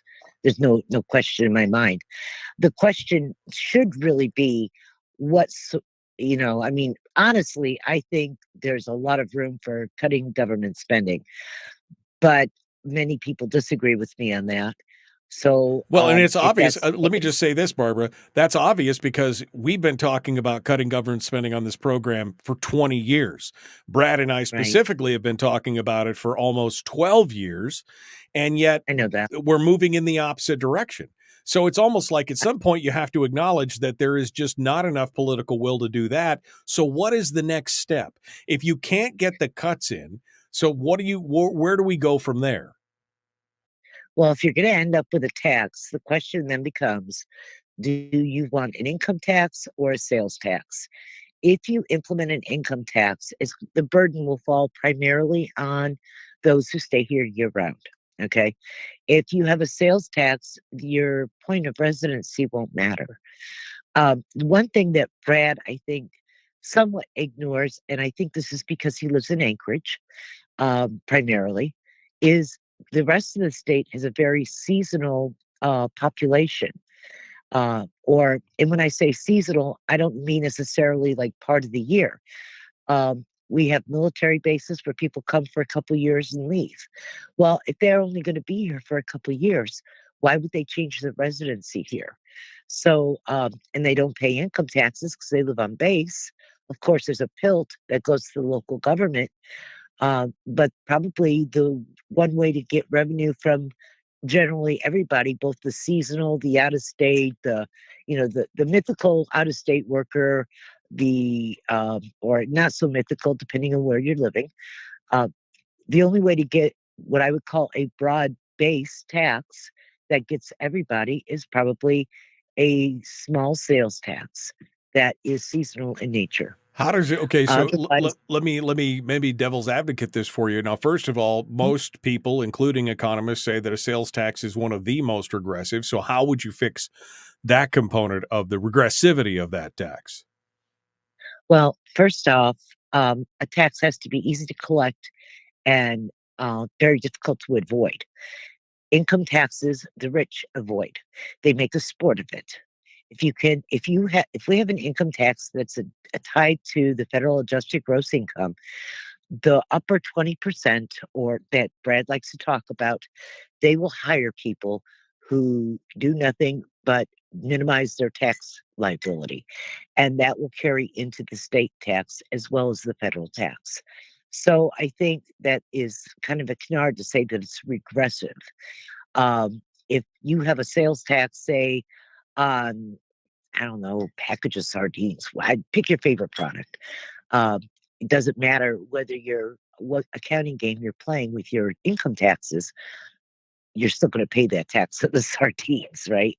So, or on whatever it is you're buying. If you are truly poor and you're on public assistance, you're using probably an EBT card. And those are not taxable purchases because they're government to government. So really, the poorest of our people are protected. The upper 20%, they will avoid an income tax. They will find it difficult to avoid a sales tax.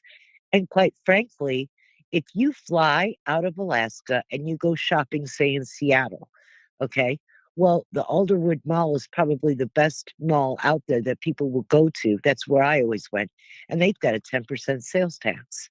So, our neighboring jurisdiction, if you will, Seattle, has sales taxes, and that has not stopped Alaskans from flying down there to pay that sales tax. No, because I show my Alaska driver's license and I avoid the tax. That's how I get it done. Well, that but- doesn't work in every jurisdiction. Yeah. I guess my other question is, especially on out-of-state workers, The sales tax doesn't cap because most of these out-of-state workers are working on the slope where room and board and everything else is paid for. That's where a lot of the out-of-state workers are. Not all of them, obviously, but probably a lion's share. And so you're not capturing any income from the sales from a sales tax for people like that. You're not going to capture their income anyway. That whole thing is just crazy. You might capture some bed and breakfast income. That's why I told people, go take a look at the Alaska Taxables report. Rather than arguing with me, go take a look at what is there and what the documentation shows. And if you take a look at, like I said, I know Brad wants an income tax, but I'm going to tell you something. The upper 20% can minimize that and actually figure out how to get a subsidy from it just as easily as they can with the federal government. Well, and instead of looking at, I guess, I would love to have you and Brad discuss this just because, what about, again, we're not talking about a progressive tax. We're talking about, Brad has always advocated for a flat tax, which is basically just a flat tax on income of 2.5%, 3%, something like that, where it's but he wants to tie it to the federal AGI, and that makes sense from the perspective of collecting revenue, right? Right. But because you need to make this an easy tax to collect. We don't want to have a huge IRS division in Alaska Revenue Division collecting income taxes. Tying it to the federal AGI is the easiest way analytically to go. But if you are able to avoid a bunch of taxes in your federal income tax, right, that carries over into your states, there's this notion of regressivity and progressivity is not taking a look at the broader picture. Right. And that's what I've always argued. It's very easy and very simple analytical model to say, well, yes, this is regressive or progressive because of these things. But when you start looking at actual model program construction, as opposed to the nice analytical world of sterile world, you get a very different picture. The reality versus the theory is what you're saying. The theory is great, yes, but the reality exactly. might be something different. Well, again, and I've lived in both worlds, so I do know the difference. Yeah, no, I think this would be a very interesting discussion to have, especially because, I don't know how much money could be generated from a sales tax or what level of sales tax you'd need to generate a significant amount of revenue, but eventually we're going to be there. Well, let me tell you about another tax that a lot of people don't even talk about. There is an underlying assumption that every borough has not only a property tax, but also something called a personal property tax. And you are being taxed on your personal property, whether or not you realize it. So one of the things that really people need to start taking a look at is that personal property tax, because that is the truly onerous piece. See, when you get a property tax bill, even if your borough doesn't collect one, the state assessor puts a certain value, full value determination into that property tax bill, and that includes a personal property tax. And now whether the borough chooses to collect that piece doesn't matter. That goes into something called the required local contribution. And so really looking at that personal property tax piece is where I think we really should be looking, because if we could get rid of that piece and substitute it with a sales tax, I think the economic burden on actual residents would be greatly reduced. All right. And I think we would have better revenue. Well, Barbara, I appreciate the thoughts on this. This is an interesting discussion, and I think it's one we probably need to have, because I think at this point, the tax is an inevitability, and if we don't address it and look at the options that are ahead of us and don't get ahead of it, we'll probably end up with the worst type of tax we possibly could imagine at that point. And I want people to think about one other thing too. There are markets in this state that are not monetized. Okay, right. With subsistence economy, for better, for worse. And I actually like the subsistence economy. Not everyone agrees with me, but these are non-monetized transactions. But ultimately, those folks do come out into the marketplace and do buy goods. Yeah, eventually. At one point or another. Yeah. All right, Barbara. So- Well, thank you so much for your call. I appreciate you sounding off and joining us. I got time, I think, for one more call before we go to break here with Chris Story. Good morning. Who's this? Where are you calling from? Good morning, Michael. This is Carlene in Kodiak, and a shout out hey to Barbara Haney. This past October, starting about October 2nd, in the Alaska Beacon, James Brooks had about 2 or 3 articles on the PFD board, and Brad covered it last week, that they were interested in increasing their investments in risk, with super returns. Right. And then he spoke about they wanted to open offices globally, and the Alaska Beacon told the cities that they wanted to put those in London, Right. New York, and I'm not sure if it was Dubai or where. And then the PFD board also wants to borrow money, and I'm guessing that's to invest. That's all I have to say, Michael. All right, Barbara. Well, I appreciate your call. Thank you for calling in and joining us. I got one other call on hold, which I'm going to take during the break, but Chris Story is coming up here in just a second. We're going to be back with more in just a moment. The Michael Duke Show, common sense, liberty-based, free thinking radio. Don't forget you could join us on Facebook as well, facebook.com/Michael Duke Show if you want to be part of it. We'll be back with more right after this.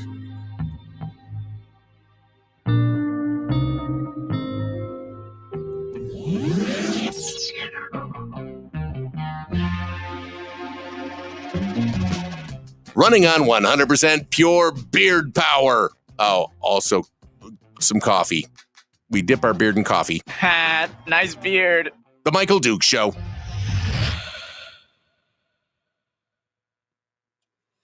Okay, we're in the commercial break right now. I got one more call on hold. Let's go over there real quick to see what they have to say. Good morning, caller. Who's this? Where are you calling from?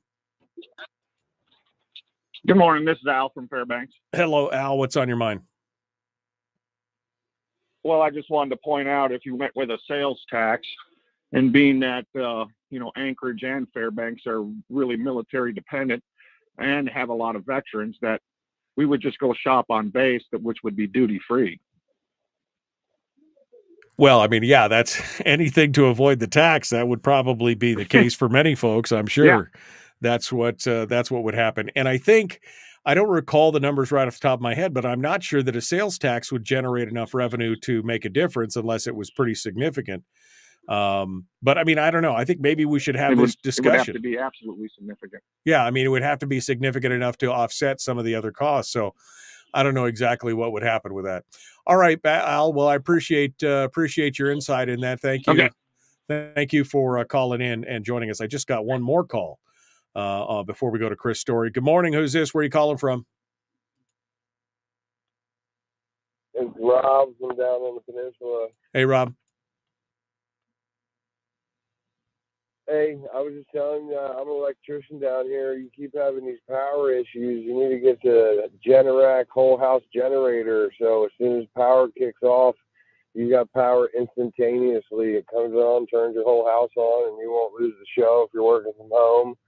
And yeah, we put in about 30 so far this season. But yeah, oh, I'd love to do it. Look into. Yeah, no, I'd love. I got one in my house. It's awesome. Yeah, no, I'd love to do that. It's a pretty significant investment, though. So, I mean, I don't know if I got the shekels for that, Rob. It would be great. I mean, all things being equal, if I had a magic genie, I definitely would have a Generac system for the house here for sure. Absolutely. Well, technically, it could be a business write-off because you could need it for the show. So, yeah, you might be able to incorporate that through your business. But there you go. Thought. Well, I appreciate it, Rob. Thank you for sounding off and joining us. Right, I appreciate it. Thanks for coming on. All right, let me close the phones down so that we don't get any more phone calls in the meanwhile, and then we'll jump over here to go over to Chris Story. There we go. Let me go over here and see what they call him Mr. Story. Let's see what he has to say this morning. Good morning, Michael. Hello, my friend. Hello. Are you ready to talk about booty? Backyard booty. As long as it's backyard booty. Backyard. Yeah, I'm all yours. Donna wanted to know if you're changing the name of the Backyard Millionaire to that, because that would sell you some books, baby. Backyard Booty. I'm thinking about a compendium, kind of a sequel. I think that would be perfect, man. You would sell 50 Shades of Backyard Booty. Yeah, you'd sell a ton of those books, but people would be like, "This is not what I was looking for. What's going on?" It would be, one of those things for sure. All right, then we're all ready to go here. How's life treating you? Everything good? Fantastic. No complaints. No snow down here either. It's the banana belt of the. Is it really? Is it been staying pretty nice? Have you guys gotten much gorgeous. snow? No, almost nothing. Well, I wish. One of these days, we'll get a little further south and we'll deal with that. I got to tell you, as I get older, I just discovered that I kind of hate snow more and more. I don't know why. My wife said something about it, and my mom put this really nice post on Facebook about how great snow is and all the sledding and all this other kind of stuff. And I'm like, yeah, Mom, I love you. And you're right. And for many of those things, but then I got to put up with all this other stuff. And I just rather not deal with it. So it's just one of those things. Yeah. Yeah. You got green grass. You got green. So do I. It's just under the snow. It's just, I'm pretending that I know that it's there.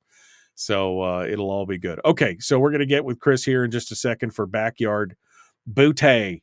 We're going to talk with him. Let me go back up here and see what you guys have been saying. Barbara knows what she's talking about and is an actual economist. I know. That's why I was asking her questions. I like to talk to her about it. Jim is in agreement with Barbara. Tax consumption, not production. Implemented.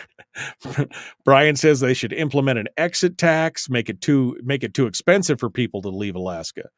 That'd be the one way to do it. Kathleen says apparently Washington eliminated the Alaskans from the no sales tax. I haven't been to Seattle in 5 years. So apparently they eliminated that. I used that a lot when I was down in Seattle the last time. Regardless of the tax, the spending faucet needs to be turned off, said Cindy. Our state does not have the will. She's 100% right. And that's exactly what I've been trying to say, is that, all of us here, I think almost everybody in this chat room could agree, and everybody listening to this podcast would agree, that the state needs to spend less. Unfortunately, none of us are in charge. It's all those legislators who know better than us what we need to do, and they need more, MOAR, more money. All right, we're going to continue here. The Michael Duke Show, common sense, liberty-based, free-thinking radio. Like, share, subscribe, do all that stuff. Here we go.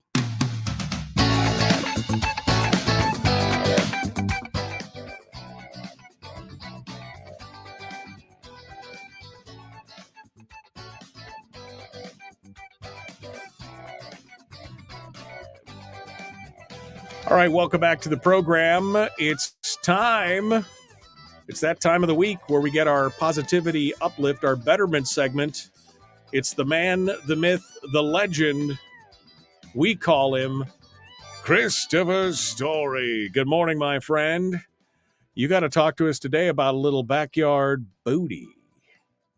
I'm a little uncomfortable with that, but I'm going to say it anyway. What's going on? I think it's the way you're saying it that's making us uncomfortable. Yeah, it could be. Not the word. If you said it always depends on how you say it. It could be backyard booty, or it could be, that's some backyard booty there. What is it? Yes, put on your pirate patch. Exactly. That's exactly what I'm talking about. Because by definition, booty means something that is gained or won. That's the informal definition, is gained. Right. Or won, or it is basically stolen treasure. But either which way, I'm referencing treasure, and I just don't know what that affectation you're putting on the word, why you have to do that. But the salaciousness is the hallmark of morning radio, is it not? Salaciousness is the hallmark of a feeble mind. I mean, I'm just saying it right there. So tell us about the backyard treasure, the backyard booty that you're looking for. Well, the sub, that's not a subtitle, but when I went to publish The Backyard Millionaire, How to Create Wealth Where You Are with What You've Got, available wherever books are sold. When I went to publish that, I had a small description on the back of the book, and the publisher said, "Okay, everything's proof set. It's ready. You just need to acknowledge that you've reviewed and approved it, and we'll go to print." And I was like, "Yeah, it looks good." And then I quickly said, "Stop the presses. I want to add one line," and this is what I added: "Life's real treasures are often closer than you think. Your purpose, wealth, and wondrous life are waiting for you right there in your own backyard." And that is what I really mean by backyard booty is the treasures of life, what really matters, and the impact, the purpose, wealth creation. It happens within arm's length, not off on distant shores. It can, but it mustn't. You don't need to travel anywhere. You can find what you're looking for right here, right there, where you are. And that includes, obviously, what I'm talking about predominantly in my work is real estate investment. That's your literal backyard, but it can also include money created through and purpose and real meaning created in your life through art, crafts, making and selling of these items, services, particularly dirty jobs, any service that you can provide on the side for other people doing jobs they don't want to do themselves can create an incredible amount of booty in your own backyard. Franchises are incredible opportunities, podcasting, voiceover work. You know better than anybody, Michael, that has now through technology and the internet combined to the gatekeepers are gone. There's no reason you can't do your own program or voice work wherever you are. You needn't be near a studio. In fact, most voiceover artists like yourself aren't in studios. They have home studios and the equipment is affordable now, and you can order it tomorrow and be in business the next day. Books or writing a blog, property management, storage solutions. People are starting to recognize, we Americans store a lot of stuff. And I know right in my own backyard, storage solutions are popping up. People are recognizing, hey, that's something I could do on the side. Hard money lending. Let's say you've got money. You don't know what to do with it. You're not thrilled with the interest rate you're making in a bank. You on the side could become a hard money lender. You don't have to break legs. There's real ways to do this that where you are, people have needs. And if you have the solution, you can work full time on whatever it is you're doing right now and part time on your future fortune, as Jim Rohn would say, or that backyard booty. So it's just an awareness and a wake up call with the salacious title that, hey, wait a minute. If you want life changing money in your life, could be an additional $1,000 or $2,000 a month that could change the nature with which you live, then it's available right here, right now. And you just have to open your eyes and your mind will follow. That's what I was just going to say. You have to see it. That's the thing. You have to be looking for it. And a lot of times people are looking for, I don't know, you always hear about the get rich quick schemes. Well, I mean, those are usually mutually exclusive, right? You either get rich or you can do it quick, one of the two. It's not one or the other, but you've got to look for those opportunities. It's find a need, fill a need, right? With what you have going on. And it's right here. You don't have to reinvent the wheel. You don't have to reinvent the next greatest widget, although you could if you wanted to, but there are so many opportunities right over your back fence that you miss because it's like you're shooting for the stars and you're missing the gold mine in your backyard. Precisely. Exactly. I couldn't have said it better. And one thing I like to do, in fact, I was just working with somebody last week who we're providing some coaching to. And with this person, I just said, okay, set a waypoint and the way will appear. You don't need to worry about how right now. Figure out why do you want to do this? What do you want to do? And the how will work itself out. So for her, I said, write this goal down and just visualize it and repeat it. It isn't necessarily about mantras or anything like that. It's just almost creating a treasure map. And you just write down, I'm happily enjoying an extra $1,000 a month by January 25th of 2024. I'll be earning and saving an additional $1,000 per month. I see it, believe it, I will receive it. And just to look at that and just paste that up somewhere, your phone, could be the screensaver, it could be a note on your mirror, could be anything, but just put that awareness in your mind and then the way will appear.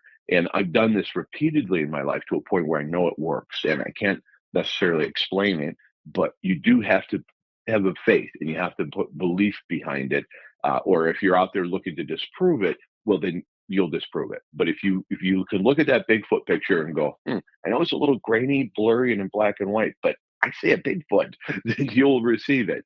You just have to have faith and put something into action. And you could replace the word or the numbers of 1,000, could be 10,000, could be 2,000, could be 500, could be as large or small as you want. Set the waypoint, take action, and a way will appear. Well, you say you can't explain it, but I know you can. I mean, we've talked about the biological processes of the brain, reprogramming that thing, controlling our mindset, programming our self-conscious.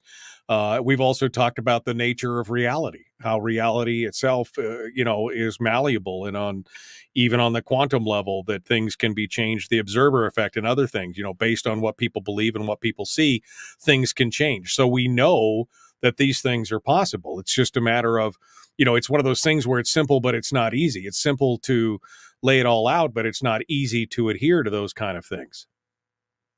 Agreed, 100%. And you're right. It can be explained. It needn't be. You can, but you don't have to know the scientific explanation. You don't have to look at the MRI research to understand brain mechanics in the quantum field and all of that. You can simply say, I want to experiment with this. I want to try it. I don't necessarily have to understand it to try it and go, it works. This absolutely works. And it could work right where you are. You don't need any higher education, however you can. But I think there's a place to hide. I think if you feel like, oh, I don't have the degree, I don't have the certification, I don't have the licensure, whatever. Obviously, some things require a license, and you cannot circumnavigate. If you have to, you can't go around that. You have to go get the license if it's required. But I'm just saying, sometimes we hide in the education or lack thereof, or I'll wait till the kids are out of school, then I'll go and get retrained or something. And you needn't. I love telling the story about this little family that used to sell when I was doing the pottery shows in the fair circuit. This little family would show up with their jewelry they made together, mom, dad, and two kids around their kitchen table. And those guys were making thousands of dollars a weekend at these fairs selling the jewelry that they made as a family. And I just so admired that. They didn't have to really go anywhere. They did it in their own home and then went out and they were teaching the kids, this is entrepreneurialism. We have jobs and yet we work part-time on this future fortune. And the kids were taking over the business as they were getting older. So it's right here, right where you are, even as close as your kitchen table. Final thoughts here, Chris Story, on Backyard Booty. Give it to me here. Well, easy. It's just essentially, I love this notion. Think about it. Work full-time on your job, part-time on your future fortune. And that fortune, by the way, could be your health, could be wealth, or better relationships. You get to decide. Yeah. And again, just peek over that back fence. Take a look at what's around you. Take a look at, find a need, fill a need. You don't have to look far afield. It could be right next door, and you didn't even know it until you opened your eyes and saw with new eyes. That programming of the brain part that Chris just went over, you should go back and listen to that again on the podcast because that's important stuff. Chris, thank you so much, my friend. I appreciate you coming on board as usual. My pleasure, Michael. Thank you. Hold the line for a second. Folks, we are out of time. We got more tomorrow. Working on some guests. We'll see what happens then. Thanks for coming on and joining us. We will see you then. Be kind. Love one another and live well. The Michael Duke Show. Common Sense Radio.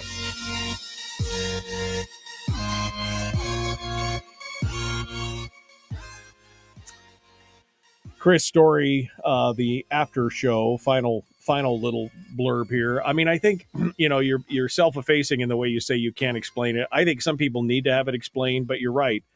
It works whether you understand it or not. I've told stories on this program of visualization and kind of manifesting and self-actualization.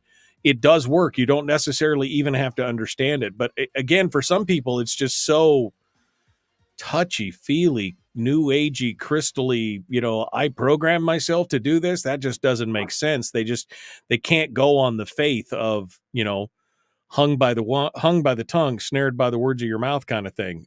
Even though, the word talks about that quite a bit. They just can't seem to wrap their brain around that idea. And I think the message that I was hoping to expound upon and share isn't necessarily for those who are scientifically skeptical. That's something, got to do their own research. You got to find their own answers, got to do their own scientific studies. I'm talking to the person who needed to hear that. It was like, you know what? Yeah, I'm going to try it. I'm going to do it. I don't know whether it's going to work or not, but I'm going to do it. I'm going to go into it with faith that it will work. I don't need to see the proof or the evidence up front. I just need to hear that message and bump somebody off of start and just get them moving. And once you get moving, once there's, you have some motion and local motion takes over, next thing you know, you're looking back going, oh my God, I can't believe this worked.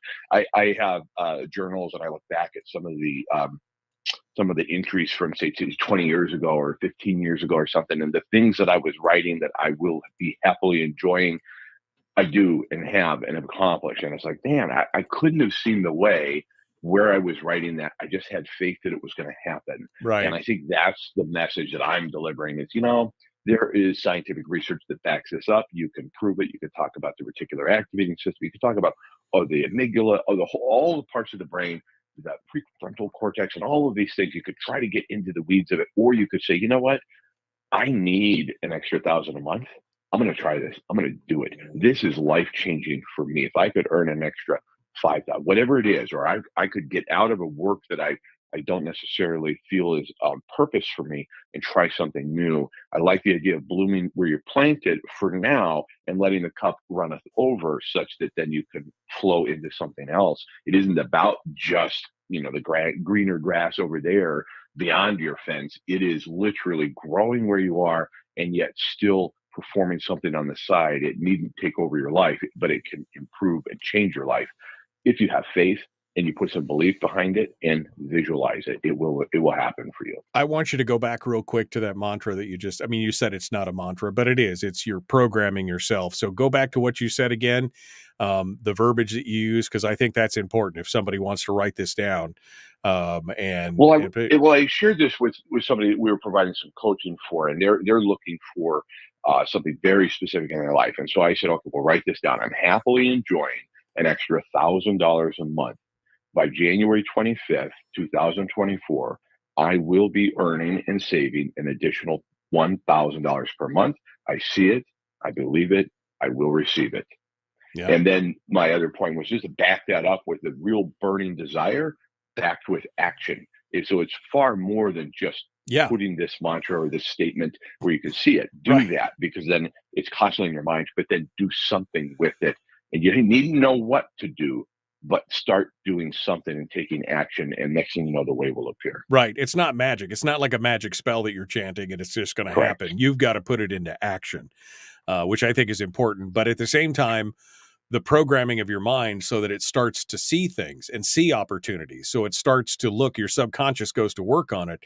It's amazing how you can make connections in your mind on things that before you never would have, because your subconscious is constantly churning away at it. And I think that's important for folks to acknowledge and to know about, for sure. And I'm proud to have been your first booty call this morning. Hey, I'm always looking for a good booty call in the morning. Our booty. We love that. All right, my friend. Well, thank you so much for coming on board. As always, it's a pleasure to speak with you. Thank you for making our lives better. I appreciate it. All my best, Michael. Have a great day. All right, you too, sir. All right, folks, that does it for me today. I am out of here. We got more coming up tomorrow. Yep, that's it. Tomorrow. We're going to enjoy it. The Michael Duke Show, common sense, liberty-based, free-thinking radio. Don't forget, you can always check us out on the Common Sense Corps, which is where you go to help support the show. If you want to become a patron over there, you could do that as well. All right. We will see you guys tomorrow. Have a great day.